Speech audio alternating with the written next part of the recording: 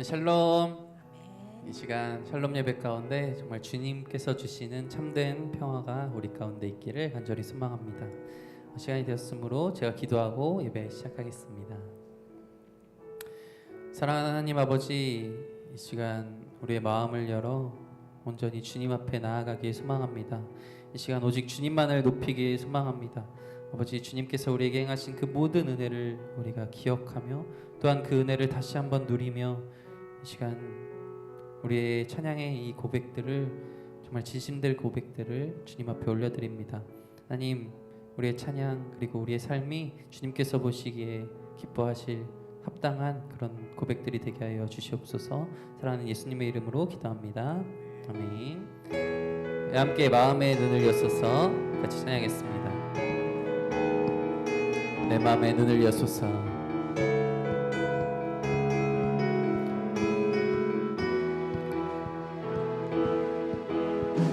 내 맘의 눈을 여소서.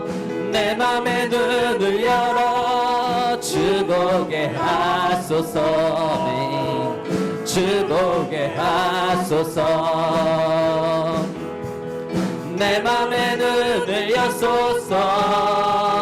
내 맘의 눈을 열어 주 보게 하소서. 주 보게 하소서. 주 이름 높이 들리고 영광의 빛 비춰주시며 권능 넘치길 보기 원하네 거룩거. 처음부터 한 번 더 고백합니다. 내 맘의 눈을 여소서. 내 맘의 눈을 여소서. 내 맘의 눈을 열어 주 보게 하소서. 주 보게 하소서. 내 맘의 눈을 여소서. 내 맘의 눈을 열어 주 보게 하소서. 주 보게 하소서. 주 이름 높이 들리고 영광의 빛 비춰주시며 권능 넘치길 보기 원하네 주 이름 높이 들리고 주 이름 높이 들리고 영광의 빛 비춰주시며 권능 넘치길 보기 원하네. 한 번 더 고백합니다. 주 이름 높이 들리고 주 이름 높이 들리고 영광의 빛 비춰주시며 권능 넘치길 보기 원하네. 거룩 거룩 거룩 거룩 거룩 거룩 거룩 거룩 거룩 거룩 거룩 주 보게 하. 거룩 거룩 거룩 거룩 거룩 거룩 거룩 거룩 거룩 거룩 거룩 주 보게 하. 마음에 가득한 의심을 깨치고 마음에 가득한 의심을 깨치고 지극히 완평한 마음으로 찬송을 부르는 어린 양 예수의 그 피로 속죄함 얻었네. 속죄함 속죄함 주 예수 내 죄를 속했네. 할렐루야 소리를 합하여 함께 찬송하세. 그 피로 속죄함 얻었네. 금이나 은같이 없어질 보배로 속죄함 받은 것 아니요. 거룩한 하나님 어린 양 예수의 그 피로 속죄함 얻었네. 속죄함 속죄함 주 예수 내 죄를 속했네. 할렐루야 소리를 합하여 함께 찬송하세. 그 피로 속죄함 얻었네. 나 같은 죄인이 용서함 받아서 주 앞에 옳다함 얻음은 확실히 믿기는 어린 양 예수의 그 피로 속죄함 얻었네. 속죄함 속죄함 주 예수 내 죄를 속했네. 할렐루야 소리를 합하여 함께 찬송하세. 그 피로 속죄함 얻었네. 거룩한 천국에 올라간 후에도 넘치는 은혜의 찬송을 기쁘게 부르는 어린 양 예수의 그 피로 속죄함 얻었네. 속죄함 속죄함 주 예수 내 죄를 속했네. 할렐루야 소리를 합하여 함께 찬송하세. 그 피로 속죄함 속죄함 속죄함 속죄함 주 예수 내 죄를 속했네. 할렐루야 소리를 합하여 함께 찬송하세. 그 피로 속죄함 얻었네. 아멘. 우리 이 시간 참된 평화를 누릴 수 있음은 찬양의 고백처럼 주 예수 그리스도께서 십자가로 우리의 죄를 속해 주셨기 때문입니다. 다 같이 갈보리산 위에 찬양합니다.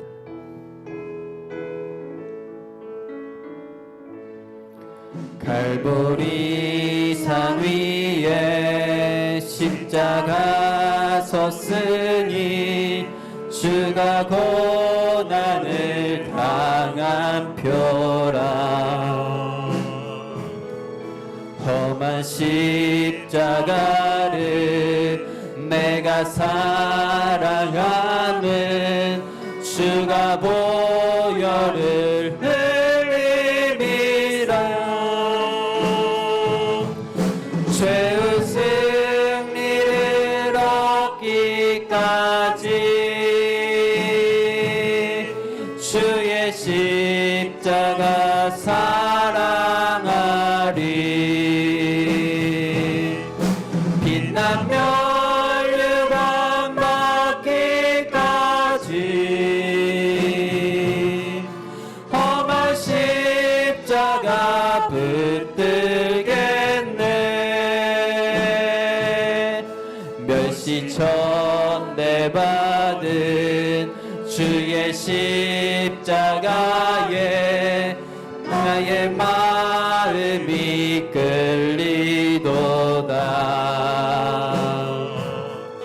귀한 어린 양이 영광 다 버리고 험한 십자가 지셨도다.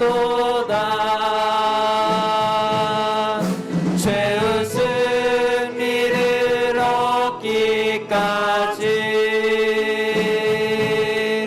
주의 십자가 사랑하리.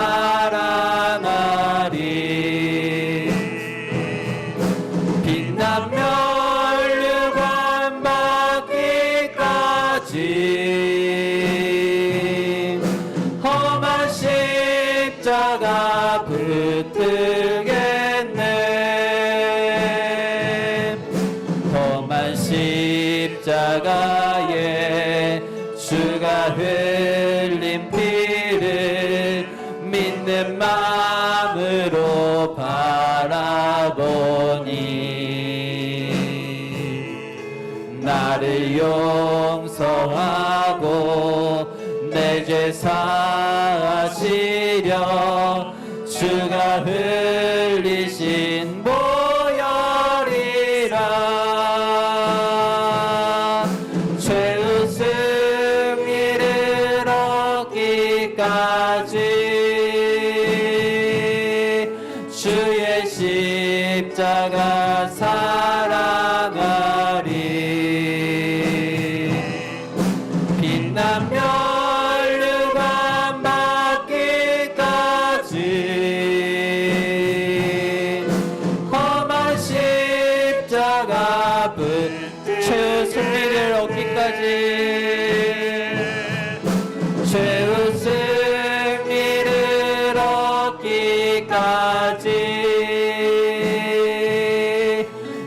주의 십자가 사랑하리. 빛나며 유감 받기까지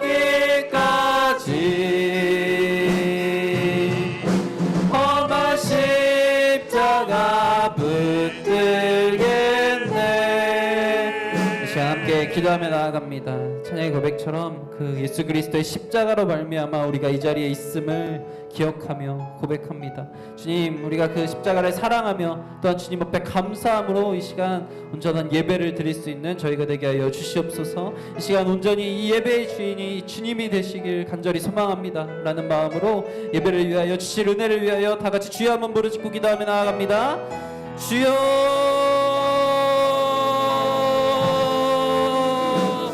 아버지 주님, 우리가 이 자리에 있음이 우리는 다 같은 똑같은 죄인이었지만 아버지 주님, 이 자리에서 주님을 마음껏 찬양하며 예배할 수 있는 것조차도 아버지 주님의 은혜로 말미암음임을 기억합니다. 나의 어떠한 행위나 나의 어떠한 노력 때문이 아니라 주 예수 그리스도의 아버지 주님 그 놀라우신 행위와 아버지 주님 그 놀라우신 사역과 그 놀라우신 은혜로 말미암아 우리가 이 자리에 있습니다. 아버지, 우리가 그 사실을 기억할 때에 어찌 주님을 찬양하지 않을 수 있겠습니까?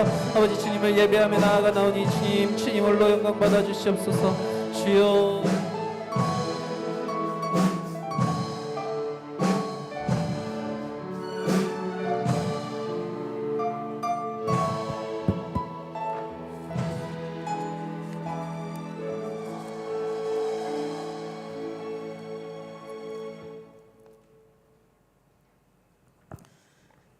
저희의 생명 되시며 소망 되시는 하나님 아버지, 이른 아침부터 예배의 자리로 불러주셔서 귀한 말씀으로 은혜를 덧입혀 주시고 이 시간 샬롬 예배의 자리에 다시 초대해 주시니 감사합니다. 죄악이 난무하는 이 땅 가운데에서 갈 바를 몰라 방황하고 헤매는 저희들을 독생자까지 내어주시며 구원하신 무한 사랑의 하나님 아버지, 미천하고 보잘것없는 저희들 주님께서 값없이 주신 사랑을 망각하고 제멋대로 살면서 주님의 보혈의 의미를 훼손하고 더럽히지는 않았는지 이 시간 돌아보게 하시고 저희들의 몸과 마음을 성령의 불로 정케 하여 주시사 말씀에 순종하고 아버지의 뜻에 합당한 삶을 살아가는 자들이 다 되어질 수 있도록 은혜 위에 은혜를 더하여 주시옵소서.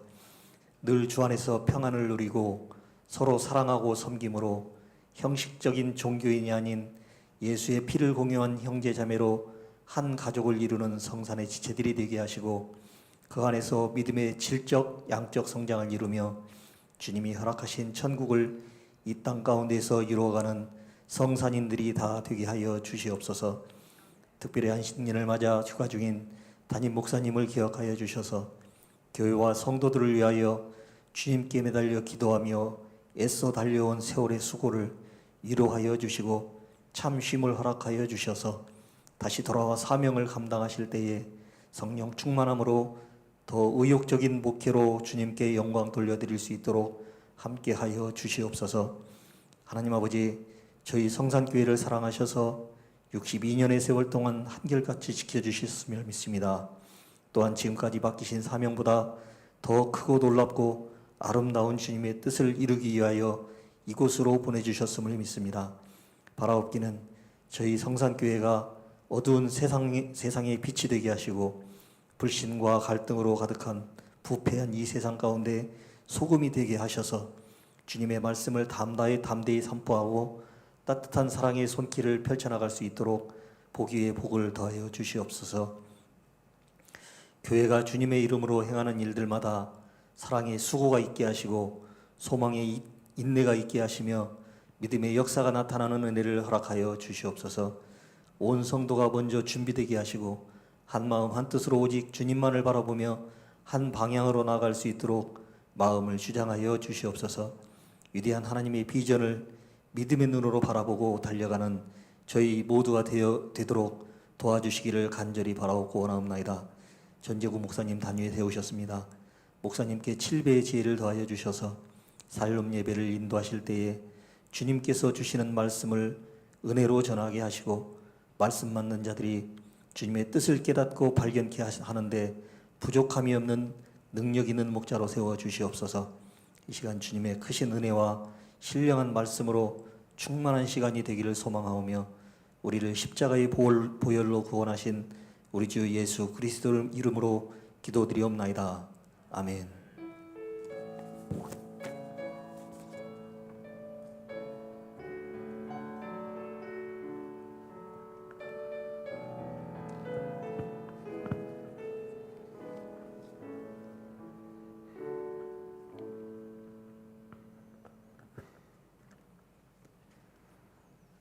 하나님 말씀은 요한복음 15장, 신약성경 요한복음 15장 18절부터 27절까지입니다.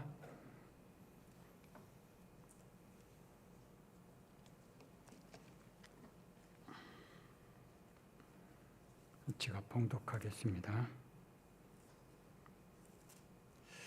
세상이 너희를 미워하면 너희보다 먼저 나를 미워한 줄을 알라. 너희가 세상에 속하였으면 세상이 자기의 것을 사랑할 것이나 너희는 세상에 속한 자가 아니요 도리어 내가 너희를 세상에서 택하였기 때문에 세상이 너희를 미워하느니라. 내가 너희에게 종이 주인보다 더 크지 못하다 한 말을 기억하라. 사람들이 나를 박해하였은즉 너희도 박해할 것이요 내 말을 지켰은즉 너희 발도 지킬 것이라. 그러나 사람들이 내 이름으로 말미암아 이 모든 일을 너희에게 하리니 이는 나를 보내신 이를 알지 못함이라. 내가 와서 그들에게 바라지 아니하였더라면 죄가 없었으려니와 지금은 그 죄를 핑계할 수 없느니라. 나를 미워하는 자는 또 내 아버지를 미워하느니라. 내가 아무도 못한 일을 그들 중에서 하지 아니하였더라면 그들에게 죄가 없었으려니와 지금은 그들이 나와 내 아버지를 보았고 또 미워하였도다. 그러나 이는 그들의 율법에 기록된 바 그들이 이유 없이 나를 미워하였다 한 바를 응하게 하려 함이라.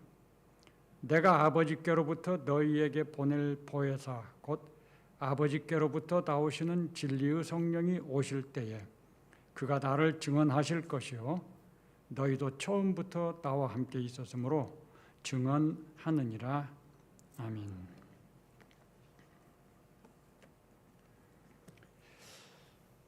이 예수님의 말씀이 쉬운 것 같으면서도 어렵지요. 읽으면 얼른 쉽게 들려져요. 뭐 어려운 말씀이 없으니까요. 근데 읽을수록 헷갈려요. 이게 참 알쏭달쏭하단 말이죠. 제가 그랬습니다. 그래서 이 마지막 시간까지도 이게 이것인 것 같고 저게 저것인 것 같고 그런 게 좀 있어요. 성령께서 이 시간 저의 마음을 온전히 지배하시고 주장하시기를 바라는 마음으로 이렇게 섰습니다. 먼저 요한복음 15장의 말씀을 그동안에 한 말씀을 한번 정리해 보죠. 이런 질문을 하죠. 믿는 목적이 무엇입니까? 이 질문을 표현을 바꾸면 농부이신 하나님께서 왜 우리를 포도나무인 예수님께 접붙이셨을까? 그래서 믿는 자로 만드셨는가? 라고 하는 질문입니다. 다시 말해서 하나님의 목적이 무엇이냐? 그게 우리의 믿는 목적이에요. 하나님의 목적이 우리가 믿음을 가진 목적입니다. 요한복음에는 하나님의 목적에 대해서 나와 있어요.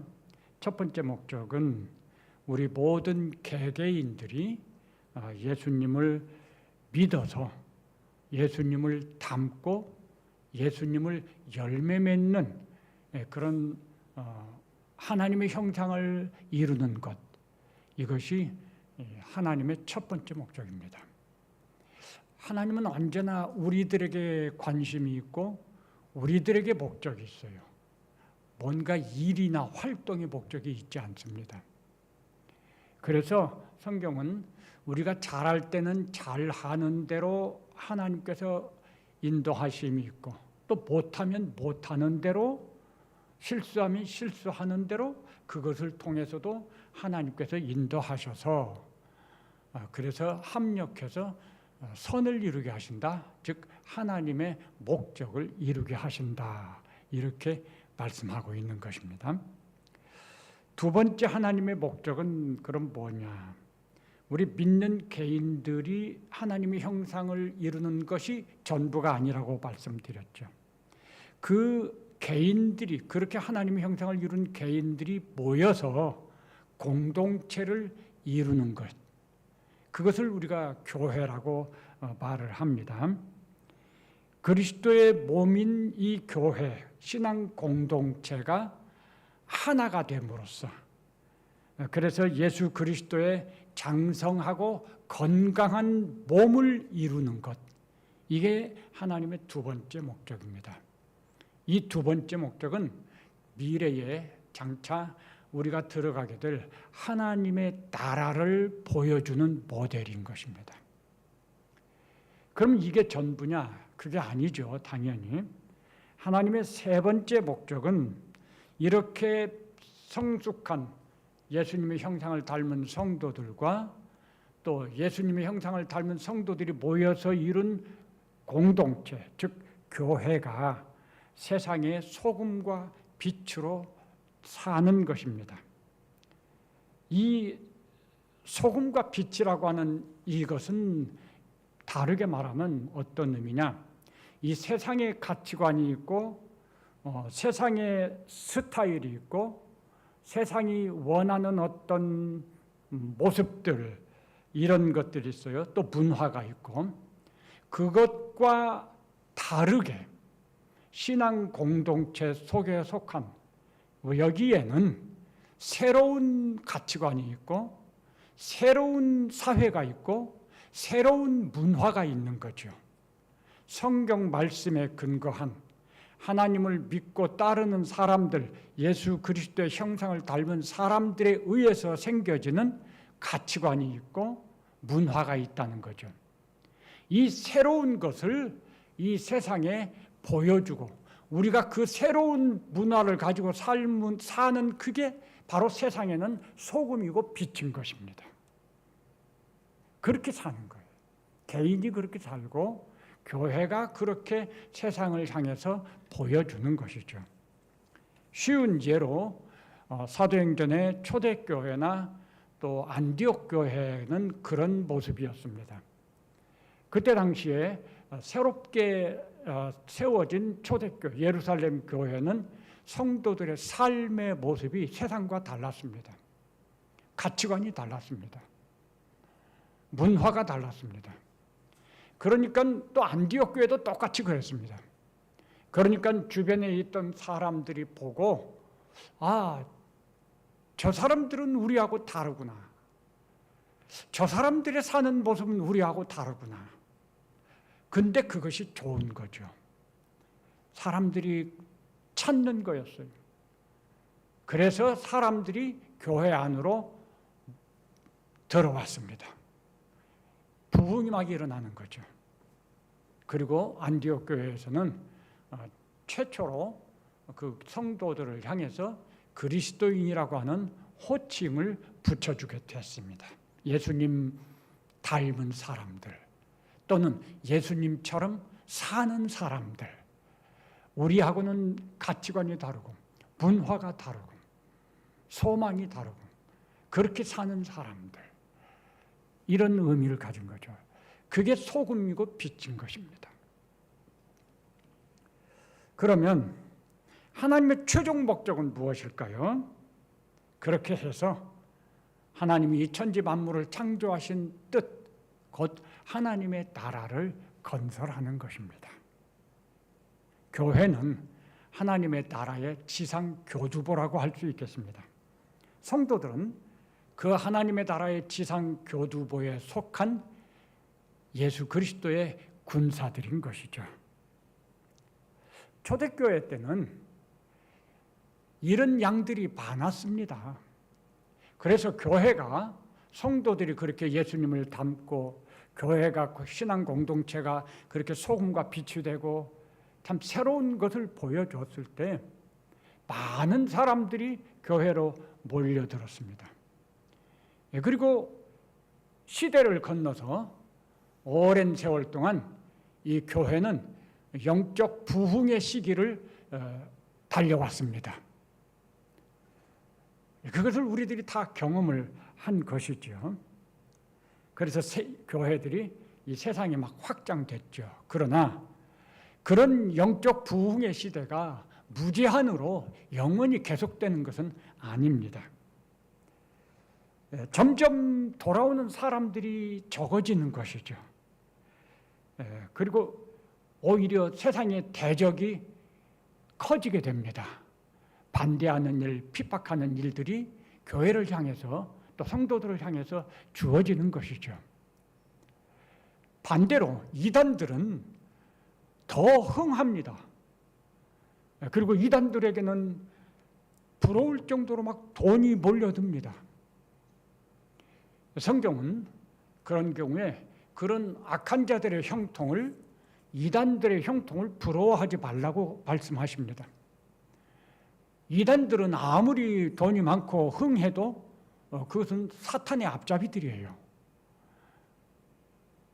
그들은 흥하고 돈이 많고 그럼으로 인해서 더 악을 행하게 되고 빨리 악으로 향하여 달려가게 되는 것입니다.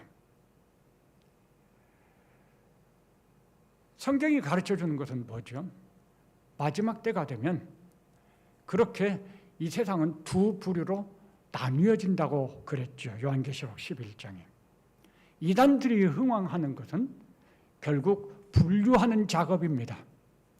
하나님의 백성들과 사탄에게 속한 자들과 이렇게 분류하는 작업이죠.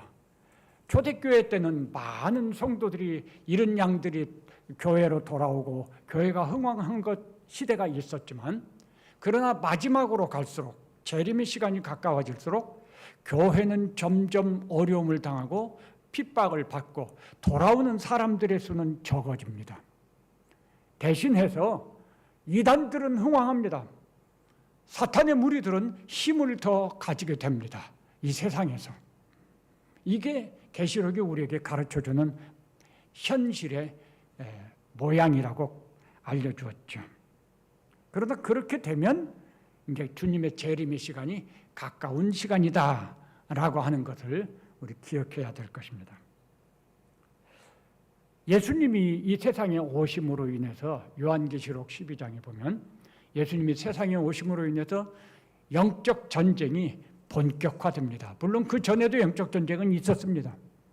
그런데 예수님의 오심으로 인해서 아주 이게 본격적으로 시작이 되는 겁니다. 소금과 빛으로 사는 교회에는 영적 부흥의 시간이 있었지만, 그러나 한편으로는 영적으로 세상에서 이 핍박받고 박해가 있는 이런 상황들이 있는 것이죠. 말씀드린 것처럼 시간이 마지막에 가까워지면 그런 박해는 더 커지게 되는 거죠. 이런 모든 사실들, 우리 성도들과 교회에게 주어질 이런 미움의 상황들을 예수님은 알파와 오메가이신 하나님이기 때문에 다 알고 계시는 거예요.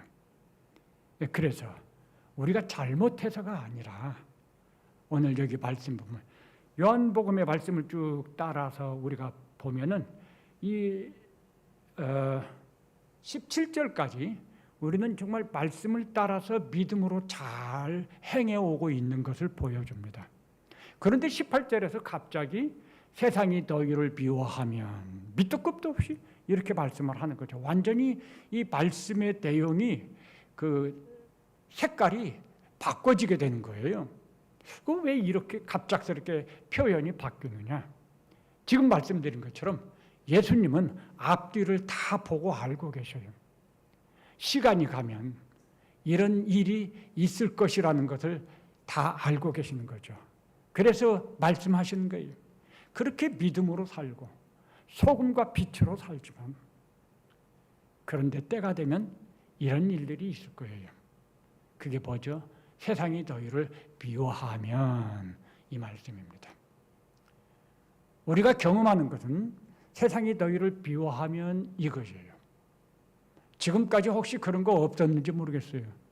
그렇지만 우리는 반드시 그런 일들을 만나게 될 거예요. 왜냐하면 이 세상이 너희를 미워하면 이 표현이 여기 한 번 나온 게 아니에요. 예수님은 처음부터 이 말씀을 하셨어요. 팔복의 말씀 8번째 과정에 보면은 의를 위하여 박해를 받은 자는 복이 있나니 천국이 그들. 거기서 이미 말씀하셨어요. 그 다음에 나를 인하여서 너희를 사람들이 욕하고 미워하고 그러면 기뻐하고 즐거워하라. 이미 말씀했어요. 맨 처음에 공생이 시작할 때 이 말씀을 하신 거예요.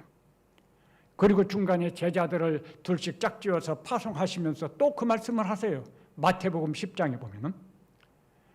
그러면서 너희 원수가 너희 가족, 너희 집안 사람이라고 말씀을 하셔요. 오늘 여기서도 그 말씀을 반복하시는 거죠. 세상이 너희를 미워하면, 반복해서 예수님께서 말씀하시는 이것을 통해서 우리가 깨달아야 하는 것은 무엇일까요? 이런 일이 반드시 있게 될 것이라는 겁니다. 이게 있을 수도 있고 없을 수도 있다, 그런 게 아닌 거예요. 반드시 있을 것입니다.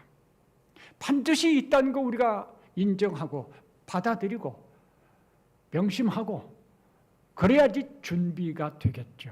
우리 준비해야 된다는 거죠.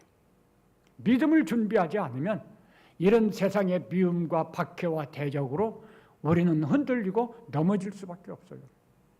지금이 어떤 시간이냐? 믿음을 준비할 시간인 거죠. 물론 지금도 믿음이 준비되어 있기 때문에 이 자리에 있는 것이죠. 그러나 만족하지 마세요. 세상의 미움은 더욱더 커져갈 것입니다. 박해가 커져갈 것이고, 주님이 오실 시간이 가까우면 가까울수록 더 큰 환난이 우리한테 다가오게 되는 거죠. 만일 우리가 그때까지 살아있다면 그렇게 될 것이죠. 그 전에 죽는다면 그건 감사하고 복된 것입니다. 왜냐하면 큰 환난 전에 하나님 나라에 들어갈 수 있기 때문에 그런 것이죠. 일찍 죽는 게 복인 거예요. 하나님 나라에 빨리 가는 것이니까. 오래 사는 것이 좋은 것 같지만 저는 개인적으로 오래 사는 것이 힘든 것이다, 그렇게 생각을 해요.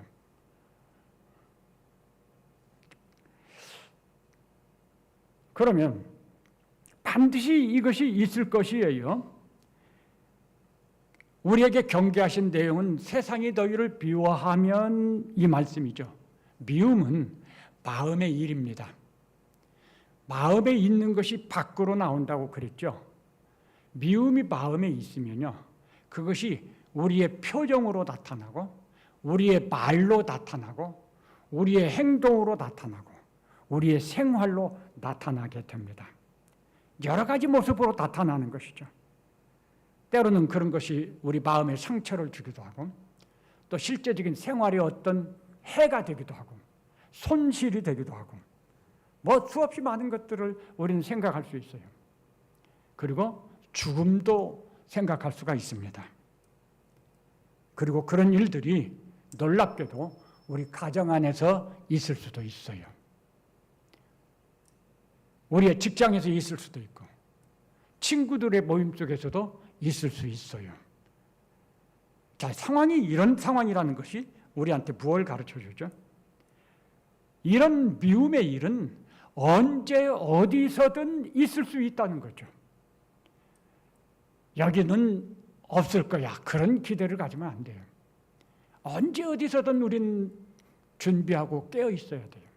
항상 깨어 있어서 정말 믿음에 굳게 서 있어야 된다는 거예요. 그러면 당연히 질문할 수 있겠죠.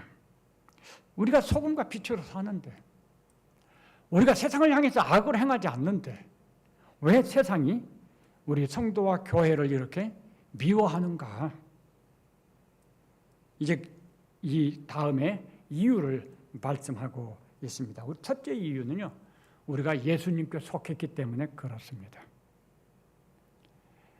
성경에 있는 대로 하면 세상이 예수님을 미워했다고 말씀을 합니다.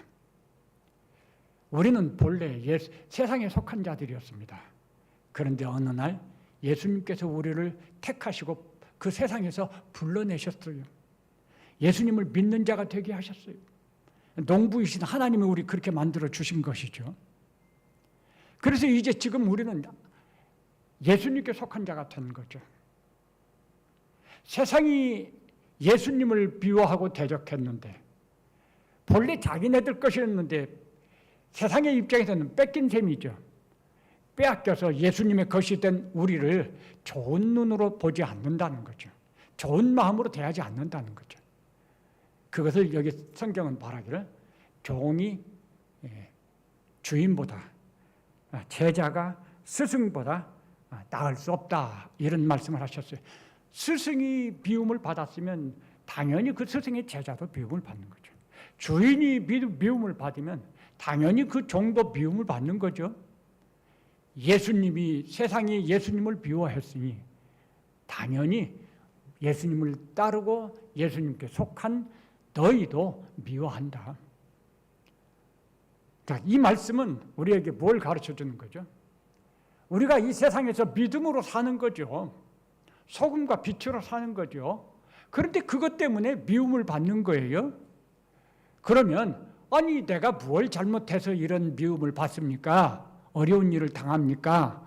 하나님 왜 이래야 돼요? 라고 질문하지 말고 당연한 일이군요. 이 성경이 여기서 지금 그렇게 당연히 있는 일이다라는 거예요. 예수님의 미움을 받았으니까 나도 당연히 미움을 받는 거죠. 라고 생각을 하라는 것입니다. 그리고 그걸 감사하라는 거예요. 내가 예수님처럼 하나님의 일을 하고 하나님의 뜻을 따르다가 미움을 받으니 하나님 감사합니다. 이게 얼마나 감사한 일입니까? 제자들이 그랬잖아요. 사도행전 5장에 보면 베드로와 요한이 그 성전 문 앞에서 이 어떤 안전뱅이를 치료해 주었다가 그만 공회에 잡혀갔어요. 공회원들이 막 공격하죠. 우리가 너희에게 그 예수 이름으로 말하지 말라고 했는데 너희들이 왜 말 안 듣고 어기느냐. 그때 그 사도들이 우리가 사람 앞에서 하나님의 말씀을 들을 것이냐 아니면 사람의 말을 들을 것이냐 이렇게 대답을 하죠. 그리고 나와서 성도들이 모인 자리에 와서 자기네들이 정말 그렇게 예수의 이름 때문에 박해받는 자로 합당히 여김을 받은 것을 기뻐하고 감사합니다 라고 말하는 걸 들을 수 있어요. 우리가 이 세상을 믿음으로 살면서 박해를 받고 미움을 받는 일이 있으면 그것은 당연한 일이다. 그건 정말 감사한 일이다라고 생각을 하셔야 된다는 거죠. 하나님 앞에 감사합니다. 나를 그런 존재로 하나님이 믿어주셨으니 얼마나 감사한지요. 이렇게 감사하실 수 있기를 바랍니다. 그러면 세상의 입장에서 왜 그렇게 미워할까요? 여기 성경에 예수님 말씀하시기를 알지 못하기 때문이다. 내 이름으로 말미암아 이 모든 일을 너희에게 하리니 이는 나를 알지 못함이니라. 이렇게 성경은 말씀을 하십니다. 이 말씀만 가지고 앞뒤를 보면은 조금 난해해요. 근데 저는 이 말씀을 어떻게 이해했냐면 알지 못하는 것을 이유로 삼아서 핑계 삼아서 미워하고 박해한다는 것으로 이렇게 이해를 했어요. 왜 세상이 우리 성도들과 교회들을 우리가 잘못하는 것도 아닌데 왜 그렇게 미워하고 왜 그렇게 대적하고 박해할까? 궁극적으로 그들의 이유는 하나님을 알지 못한다는 거예요. 하나님을 알지 못해서 우리가 그런 일을 한다라고 핑계할 수 있다는 거죠. 실제로 알지 못하면 잘못할 수 있는 거죠. 무지가 죄라고.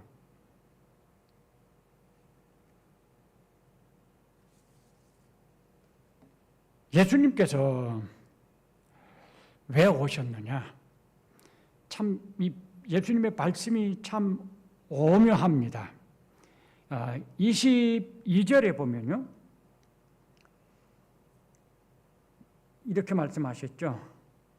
21절부터 보면 사람들이 내 이름으로 말미암아 이 모든 일을 너희에게 하리니 이는 나를 보내신 이를 알지 못함이라. 핑계하는 거예요. 알지 못해. 그러니까 내가 와서 그들에게 말하지 아니하였더라면 죄가 없었으려니와 지금은 그 죄를 핑계할 수 없다. 예수님이 오시기 전에 오셔서 말씀으로 가르치셨어요. 그 전에는 알지 못했다고 핑계할 수 있어요. 그런데 이제는 예수님이 오셔서 가르치셨어요. 깨닫게 해주셨다는 거죠. 그러니까 이제 그런 핑계 못 된다, 이렇게 말씀하시는 거예요.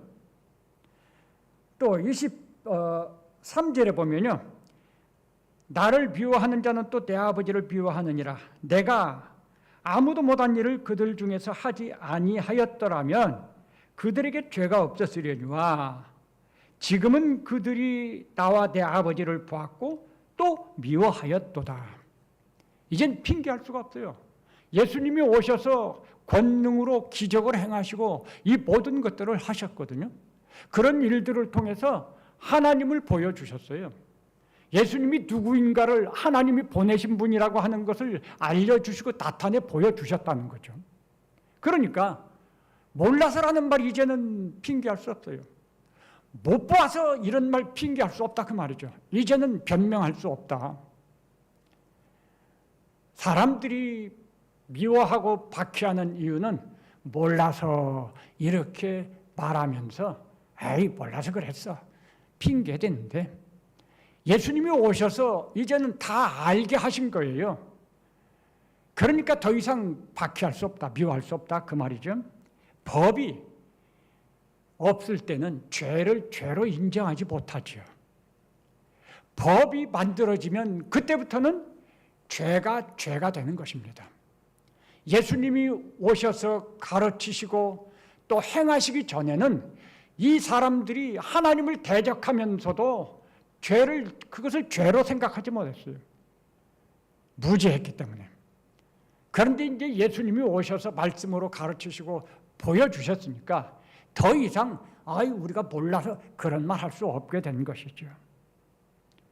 결국 그들은 핑계할 수 없고 이 사람들의 결과는 무엇이냐? 하나님의 심판과 진노가 기다리고 있는 것이 분명하죠. 생각해 보면요, 유대인들이 누굽니까?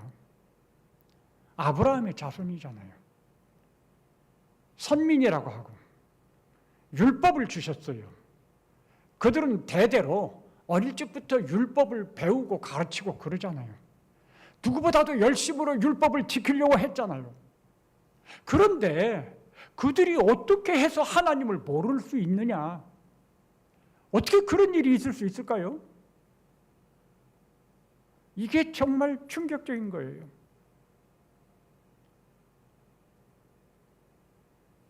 마치 우리 믿음의 가정에 자녀들이 하나님을 모르고 예수님 모르는 자녀들이 있을 수 있죠. 현실이죠.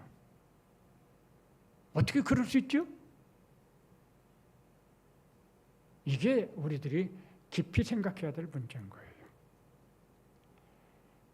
수없이 많은 사람들이 믿음을 고백하면서 교회에 나옵니다. 신앙의 세월이 오래 갑니다. 예배를 드리죠. 성경을 읽죠. 그럼에도 불구하고 하나님의 뜻이 무엇인지 모를 수 있을까요? 있죠. 믿음이 뭔지 다 알까요? 모를 수 있죠. 이게 현실이라는 거죠. 이런 일이 있을 수 있다는 것을 우리는 생각을 해야 돼요. 우리가 이 세상에 살면서 많은 일에 관심을 가지고 노력을 하시죠. 그런데 가장 중요한 것은 우리 자신과 우리의 자녀들에게 믿음을 배우게 하고 가르치는 거예요. 하나님을 알게 하고 예수님을 알게 하고 믿음을 알게 하고 세상 모든 걸 다 가지고 있어도 예수님을 모르고 하나님을 모르고 믿음을 모르고 못 배우면 여기 유대인들 같이 되는 거예요. 우리도 마찬가지고요. 우리에게 있어서 세상 모든 것 다 포기하고서라도 꼭 배워야 하는 것 한 가지를 택하라고 한다면 바로 믿음을 배우는 거죠.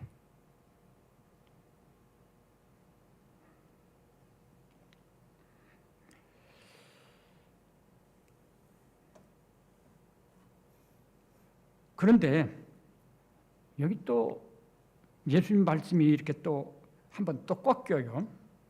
24절까지 하신 말씀과 25절, 6절, 7절의 말씀은 또 약간 이게 꺾인단 말이죠. 그러나 이는 그들의 율법에 기록된 바 그들이 이유 없이 나를 미워하였다 한 바를 응하게 하려 함이라.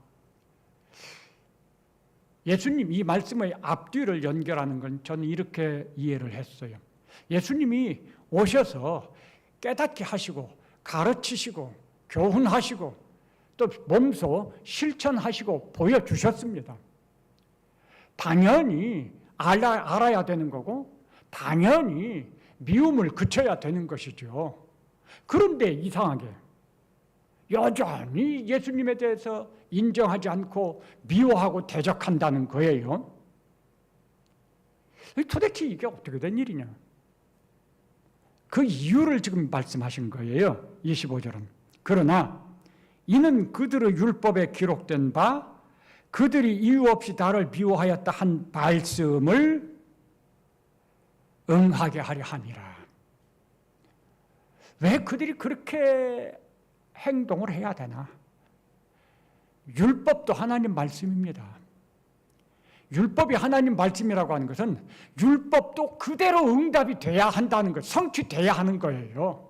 그런데 그 율법에 하나님이 보낸 메시아를 이 세상은 환영하지 않고 미워하고 대적한다라고 쓰여 있는 거예요. 그러니까 실제로 메시아가 왔을 때 유대인들은 그 율법에 기록된 대로, 그 예언된 대로 메시아를 박해하는 거예요. 그게 응한다는 말이죠. 이게 참 모순 같아요. 그런데 여기에 참 하나님의 오묘하신 지혜가 있는 것 같아요. 하나님은 성경에 보면 종종 이렇게 역설적인 방법을 택하십니다. 역설적인 방법이 뭐예요? 이렇게 설명을 할 때 잘 차근차근 설명하면 깨닫고 받아들이면 좋은 거예요. 그런데 어떤 경우는 차근차근 순서대로 설명하면 받아들이지 못하고 깨닫지 못하는 경우도 있어요. 그럴 때 역설적인 방법을 해요. 뒤집어서 하는 거죠. 예수님이 오셨어요. 하나님의 뜻을 행하면서 말씀을 가르치고 하나님의 권능을 행하시고 보여주셨습니다. 그러면 믿고 받아들여야 되죠. 그런데 사람들의 입장에서 아니 그게 가짜인지 사입인지 알 수 없지요. 우리는 그래요. 아니 진짜인지 아닌지 어떻게 알아? 그렇게 궁금해하고 의심하는 사람들에게는 역설적인 방법이 통할 때가 있어요. 성경에 이렇게 약속이 돼 있죠. 그 약속이 그 개인에게 그대로 적중되는 거죠. 율법에 기록된 대로 메시아에게 행하게 하는 것이에요. 그게 미워하고 박해하는 거죠. 그걸 통해서 이 사람이 그 사람이다 라고 하는 것을 깨닫게 하는 거예요. 이 사람이 그 사람이라는 거. 예를 들어 보시죠. 우리 주변에 이단들이 수없이 많아요. 저 과천의 어린아이라는 이단도 있었고요. 요즘은 저 과천에 여자 교주도 있고요. 교회라는 탈을 쓰고 신천지라고 하는 탈을 쓰고 또 교주도 있어요. 그 사람도 목사예요.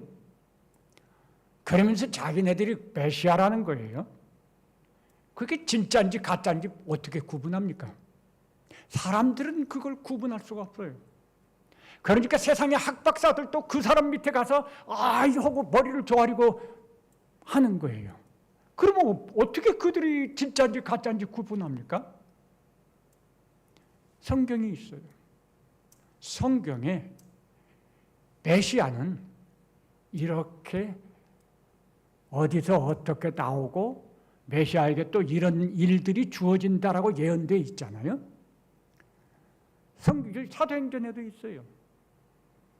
그때 예수님이 승천하실 때 제자들이 그 승천하시는 예수님을 다 보거든요. 그때 천사가 나타나서 그 제자들에게 말씀을 해요. 야, 뭐 그렇게 보고 있느냐?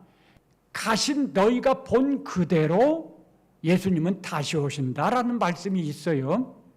자, 너희가 본 그대로 예수님이 다시 오신다고 하는 이 말씀이 어떤 의미일까요? 예수님의 재림은요, 이 세상에 사는 모든 사람들, 믿거나 안 믿거나를 막론하고 모든 사람들이 다 볼 수 있도록 오셔요. 동시에. 그러니까 우리는 보고 저쪽 사람은 못 보고 이런 게 아니에요. 모두가 동시에 함께 보는 방식으로 예수님 재림하시는 거예요. 이게 성경에 있는 약속의 말씀인 거죠. 그러니까 어디서 어떻게 났는지 모르는 저 과천의 아무개, 저 신천지의 아무개는요, 그들이 어떻게 났는지 우리가 보았나요? 우리가 아나요? 모르잖아요. 그러면 아닌 거예요. 구분이 된다는 거죠. 이해되셨나요? 어느 날 갑자기 나와서 내가 누구다라고 하는 건 다 틀렸어요. 가짜예요. 왜? 성경은 그렇게 가르쳐주지 않아요. 예수님의 재림은요, 왕으로 오시는 거죠. 소리 없이 그렇게 오는 거 아니에요. 심판주로 오시는 건데 아주 요란하게 나팔을 울리면서 모든 사람들이 보게 오시는 거예요. 그래야지 다 아유 큰일 났네, 안 믿는 사람들은 큰일 났네 하고 믿는 사람들은 야 하고 환호를 하죠. 그렇게 재림하시는 거예요. 요가 한 가지만 가지고도 구분할 수 있어요. 성경의 예언들, 말씀들은 이 성경의 예언과 말씀들이 누구에게 적중이 되고 있는가, 이게 중요한 거예요. 미움을 받고 거절함을 받는 것은 바로 예수님이 성경이 예언한 메시아라고 하는 것을 증거해 주는 것이라 이렇게 말씀하고 계시는 거죠. 그게 하나님 역설적인 방법인 거예요.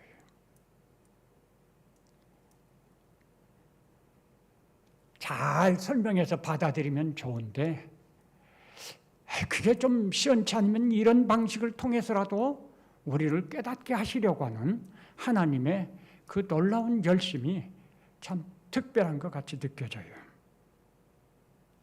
그렇게 해서 이렇게 응하게 하려 함이라, 예수님이 메시아인 것을 역설적으로 증언하게 했다는 거죠. 그러면 26, 27절은 또 어떤 의미로 하신 말씀일까요? 내가 아버지께로부터 너희에게 보낼 보혜사 곧 아버지께로부터 나오시는 진리의 성령이 오실 때에 그가 나를 증언하실 것이요 너희도 처음부터 나와 함께 있었으므로 증언하느니라. 자, 이게 또 연결을 해야 돼요. 앞의 말씀과 뒤의 말씀. 지금 26절까지는 설명을 드렸습니다. 그런데 성경은 이렇게 말씀하시죠. 저 유대인들을 향해서 특별히 그들은 들어도 듣지 못하고 보아도 보지 못하는 자들이라.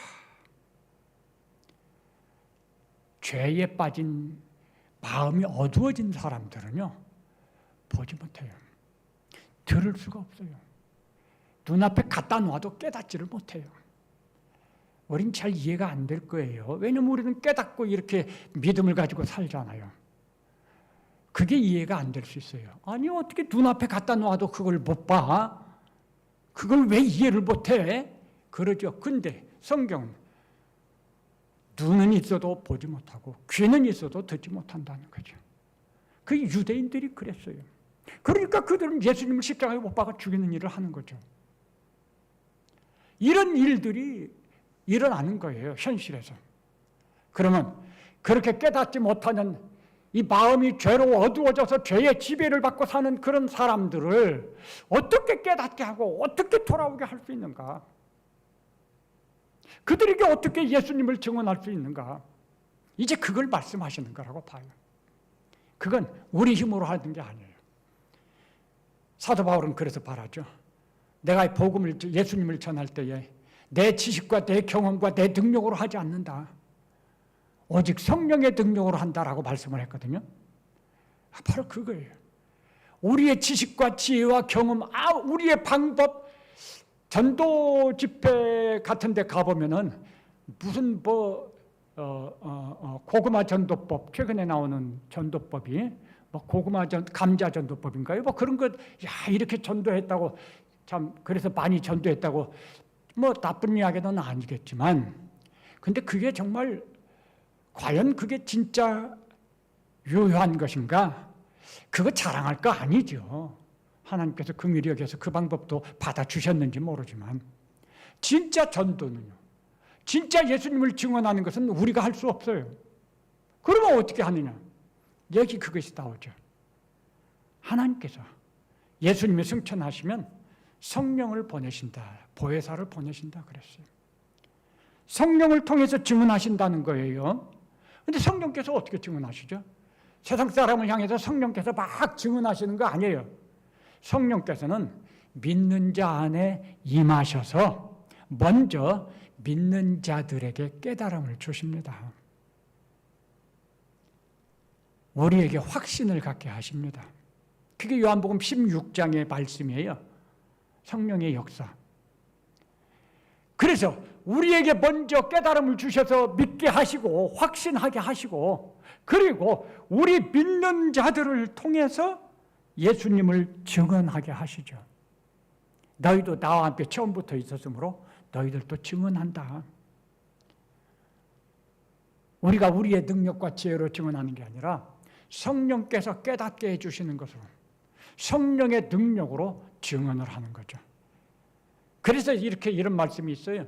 우리의 10,000마디의 지혜로운 말보다 성령께서 우리의 마음 가운데 깨닫게 해주시는 한마디 말씀, 성경의 말씀이 훨씬 더 능력이 있다. 바울은 이렇게 말하죠. 헬라인이나 유대인은 어리석게 보지만 십자가의 도는 하나님의 지혜요 능력이다. 성령께서 역사하시면 우리가 그것을 확신하게 되고, 그리고 전할 때도 그것을 전하는 거죠. 십자가의 도를 전하는 거죠. 세상의 미움을 받고 세상의 박해를 받은 예수님을 전하는 거예요. 그런데 그게 이상하게 능력이 있어요. 그 말을 듣고 돌아오는 사람들이 있어요. 이런 양은 목자의 음성을 알아서 목자의 음성을 들으면 따라오고, 하나님의 이른 양이 아니면 자기 목자가 아니기 때문에 그 음성을 들으면 도망간다고 했거든요. 우리가 예수님의 증인이 돼야 돼요. 성령께서 우리 안에서 역사하시고 깨달음을 주시고 우리가 증거할 수 있는 말씀도 주시고 능력도 주실 것입니다. 그러면 우리들은 우리의 표정과 우리의 말과 우리의 행동과 우리의 일상을 통해서 소금이 되고 빛이 됨으로써 믿음에 굳게 서서 삶으로써 사람들에게 하나님을 보여주고 예수님을 증거하고 미래에 장차 하나님 나라가 우리에게 가까이 다가왔음을 가르쳐주고 보여줄 수 있는 거죠. 그렇게 전도하는 것이죠. 그렇게 증언하는 것입니다.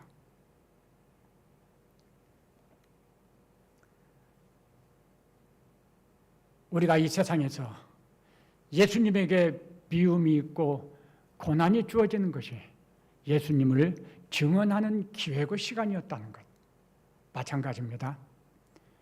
왜 우리에게 미움이 있고 환난이 있을까? 왜 하나님은 이 마지막 때 가면 그런 큰 환난을 더 만나게 하실까? 바로 그 고난의 시간이, 세상으로부터 받는 미움과 도전의 시간이 바로 증언의 시간인 것이에요. 그때가 우리가 정말 담대함을 가지고 소금과 빛으로서 삶으로써 천국을 증거하고 예수 그리스도를 증거할 시간인 거예요. 그 시간인 거예요. 그 기회인 거예요. 우리에게 삶에서 어려운 일이 있고 억울한 일이 있으면요, 항상 우리 주님을 믿고 사는 우리들은 생각의 방향이 좀 올바라야 돼요. 성경적이어야 돼요. 잘 생각해야 돼요. 아, 하나님 이게 왜 이래요? 내가 뭐 잘못했어요? 이게 아니라 지금이 예수님을 증거해야 될 시간이군요. 지금이 하나님의 나라를 내 삶을 통해서 그게 진짜 소망인 것을 보여줘야 되는 시간인 거군요. 하나님 그러기를 원하셔서 지금 이런 상황들을, 이런 일들을 나에게 만나게 하신 거죠. 예, 내가 그렇게 살겠습니다. 이게 이기는 거예요.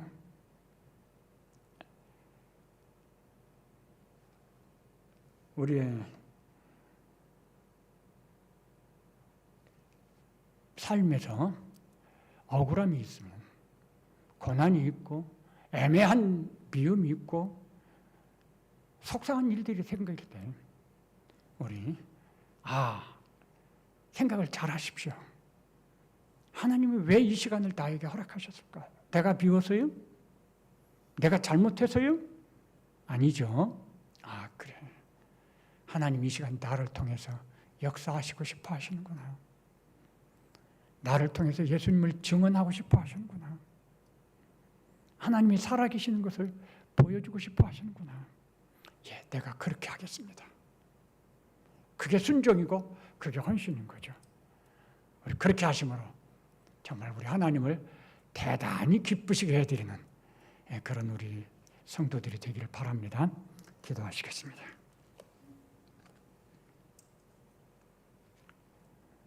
감사합니다. 하나님의 그 오묘하신 생각들을 저희들이 조금이나마 맛보고 깨닫게 하심을 감사합니다. 하나님은 저희를 사랑하시고 또 뿐만 아니라 저희를 사용하시고 그래서 하나님의 뜻을 이루시기를 원하신다는 것을 오늘 말씀을 통해서 다시 분명하게 깨달았습니다. 그런데 때로는 그런 것들을 이루시면서 우리의 삶의 현실에서 미움이 있고 박해가 있고 환난이 주어질 수 있다는 것 알았습니다. 우리가 원하는 건 아니지만 그러나 그런 시간들을 만나게 될 때 우리가 이제는 하나님의 뜻을 생각하면서 우리를 향하신 그 하나님의 뜻을 이루어 드리겠습니다라고 하는 헌신의 마음을 가지고 믿음으로 굳게 서서 달려갈 길을 달려가는 저희들 되기를 결심합니다. 우리의 연약함을 아시고 부족함을 아시는 주님, 성령께서 우리 안에 역사하시고 우리를 지배하시고 다스려 주셔서 우리가 온전히 성령의 사람이 되고 우리가 온전히 성령으로 부장을 해서 이 마지막 때의 진실로 그리스도의 증인들이 되고 살아계신 하나님을 증거하고 하나님의 나라를 보여주는 그러한 역사를 이루어 나가는 믿음의 삶을 살아갈 수 있게 도와주시옵소서. 하나님, 우리 안에서 그리고 우리의 가정에서 먼저 하나님의 뜻을 이루시기를 바랍니다. 감사드립니다. 예수님 이름으로 기도합니다. 아멘. 지금은 우리 구주 예수 그리스도의 은혜와 하나님 아버지의 크신 사랑과 성령 하나님의 감동, 감화, 충만, 교통하심이 우리 모든 성도들과 그 가정과 우리 교회 위에 영원토록 함께 계실지어다. 아멘.